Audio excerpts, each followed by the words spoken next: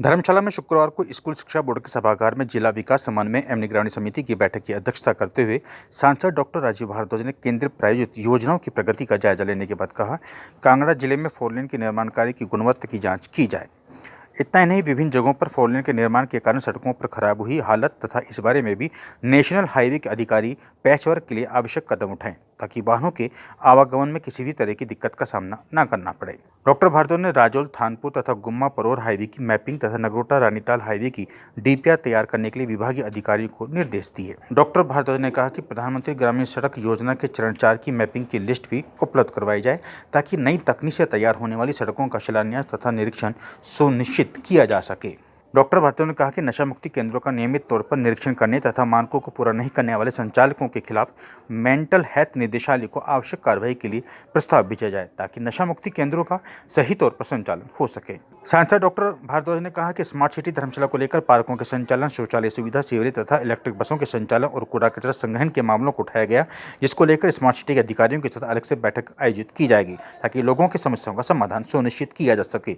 Smart city के कार्यों की समीक्षा के लिए अलग से बैठक बुलाई जाएगी। आज दिशा की बैठक जिला कांगड़ा की रखी गई थी और उसमें केंद्र की ओर से प्रायोजित जितनी भी योजनाएं हैं उन योजनाओं की समीक्षा की गई।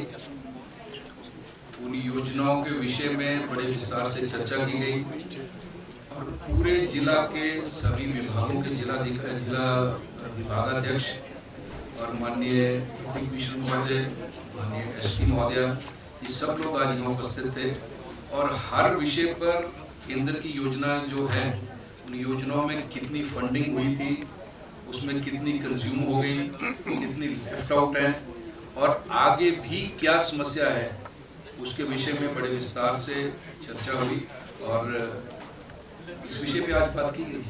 सर, क्या गुणवत्ता को लेकर और जमीनी स्तर पर योजनाओं और परियोजनाओं को पहुंचाने के लिए बात कही आपने, क्या कही? गुणवत्ता को लेकर भी आज कुछ मामलों में चिंता व्यक्त की गई है।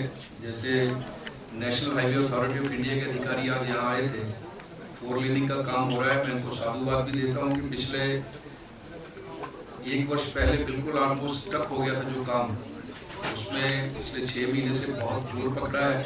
उसके लिए जब मैं सांसद बनकर दिल्ली गया उसके लिए हमने बहुत चिंता भी की, माननीय मंत्री जी से भी मिले, माननीय डिप्टी कमिश्नर महोदय से भी इस विषय में लंबी चर्चा हुई। उसका लगभग ये हुआ कि आज बहुत तेजी से नेशनल हाईवे का काम चल रहा है, 4 लेन का काम चल रहा है, लेकिन उसमें मुझे लगा था, थोड़ी चिंता थी कि वहाँ थोड़ा सा क्वालिटी कंप्रोमाइज हो रहा है। काम तो तेजी से कर रहे हैं लेकिन क्वालिटी कंप्रोमाइज जब ये लगा तो हमने आज इस विषय पे बड़ी सख्ती से वहाँ के जो अधिकारी आए थे उनसे बात की है, उन्होंने एश्योर किया कि आगे से भविष्य में इस बात की चिंता की जाए। स्मार्ट सिटी धर्मशाला को लेकर भी हाँ, स्मार्ट सिटी धर्मशाला को लेकर बहुत से इश्यूज थे। बहुत से हमारे माननीय नॉन ऑफिशियल मेंबर्स जो थे उन्होंने कुछ प्रश्न किए थे और बड़े जायज़ प्रश्न थे उनके, तो इसलिए हमने इस बार यही निर्णय किया है, मैंने डीसी महोदय से भी कहा है कि नेशनल जो स्मार्ट सिटी का जो बैठक है वो अलग से करेंगे, क्योंकि वो 10-15 मिनट की ब्रीफिंग से काम होने वाला नहीं है। मैंने उनको कहा कि उसको अलग से हम लोग बैठ के, क्योंकि आज कमिश्नर महोदय भी कहीं बाहर हैं, वो नहीं आ पाए थे, तो उनसे बात करके, डीसी साहब से बात करके अलग से मैं बीच में आकर लंबी बैठक करके जितनी समस्याएं हैं स्मार्ट सिटी की उसका समाधान करने का। देखिए, स्काई इज द लिमिट। योजनाएं, विकास, इसका कोई अंत नहीं होता। जितनी योजनाएं हम लेके आएंगे, जितनी इम्प्लीमेंटेशन होगी, उसके आगे अगली योजना और खड़ी होगी, क्योंकि योजनाओं का अंत ही नहीं है, विकास का अंत नहीं है। तो इसके लिए तो कह सकते हैं कि स्काई इज द लिमिट। इसके लिए हम लोग लगे हैं। बहुत सी ऐसी योजनाएं हैं जिनकी आगे और बढ़ाने की आवश्यकता है, उनको पूरा करने की कोशिश करेंगे। बहुत से ऐसा इंफ्रास्ट्रक्चर और डेवलप करने की आवश्यकता है। मैं तो बड़े सौभाग्यशाली हूँ कि मुझे ऐसे समय में ये सौभाग्य मिला है कि मैं सांसद बनकर आप सबकी सेवा कर सकूं, कि जब 3-3 4 लेन के काम चल रहे हैं, 3-3 4 लेन के काम चल रहे हैं, छोटा सा प्रदेश, उसके बावजूद इतना काम हो रहा है। ये मोदी जी के विकास का जो मॉडल है उसका हिमाचल एक आने वाले समय में अनुपम और अनूठा उदाहरण बनने जा रहा है। आपके इसका विस्तार हो रहा है। एयरपोर्ट का विस्तार हो रहा है, टूरिज्म की दृष्टि से कहाँ जिला कांगड़ा पहुंच जाएगा। अब कोशिश की जा रही है कि रेलवे इंफ्रास्ट्रक्चर को बढ़ाने की कोशिश की जा रही है।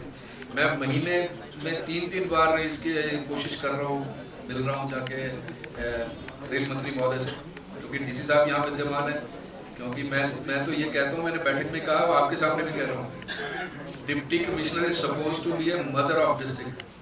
तो हम तो इनको कहेंगे कि आप भी अपनी ओर से हमें सुझाव दें ताकि दिल्ली जाकर हम बात कर सकें, ताकि मेरे सांसद रहते हुए और आपके जिलाधिकारी रहते हुए एक ऐसी योजना और कांगड़ा के लिए आ जाए। क्योंकि जहां रेल पहुंच गई, जहां 4 लेन पहुंच गई, वहां विकास पहुंच गया।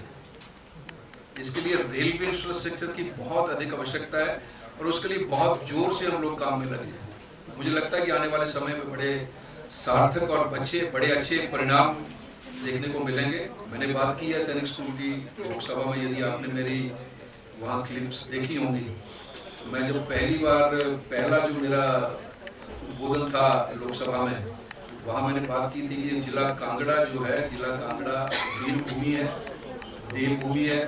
हर घर से 4 सदस्य हैं जो सेवारत हैं फौज में। मैंने माननीय रक्षा मंत्री महोदय से प्रार्थना की थी कि जिला कांगड़ा में एक सैनिक स्कूल अवश्य दिया जाए। उसके भी बड़े अच्छे सार्थक परिणाम आने वाले समय में मिल सकते हैं। मैं रक्षा मंत्री महोदय से मिला, विषय में बड़ी गंभीरता से आज की इस बैठक में चिंता की गई है और वहाँ के जो नशा निवारण केंद्र हैं उनके आज निर्णय हुआ है कि उसके औचक निरीक्षण भी किए जाएंगे और वहाँ जो मूलभूत सुविधाएं हैं वो मिल रही हैं कि नहीं मिल रही हैं, इसकी भी चिंता की जाएगी।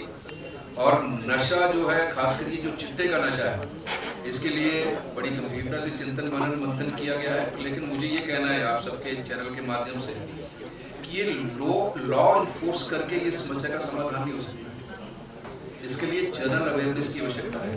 इसके लिए जो बच्चे इस लत में पड़ गए हैं उनके माता पिता को आगे आने की आवश्यकता है। बच्चे का यदि उनको लगता है कोई बिहेवियरल चेंज देख रहे हैं वो, तो उसकी चिंता करने की आवश्यकता है और इसके लिए प्रशासन के साथ कंधे से कंधा मिलाकर चलने की आवश्यकता है। तब ये जो बीमारी घर घर तक फैल चुकी है, तब ये इस बीमारी को हम जड़ से समाप्त कर पाएंगे। आप कहें कि केवल प्रशासन करे, ये संभव नहीं।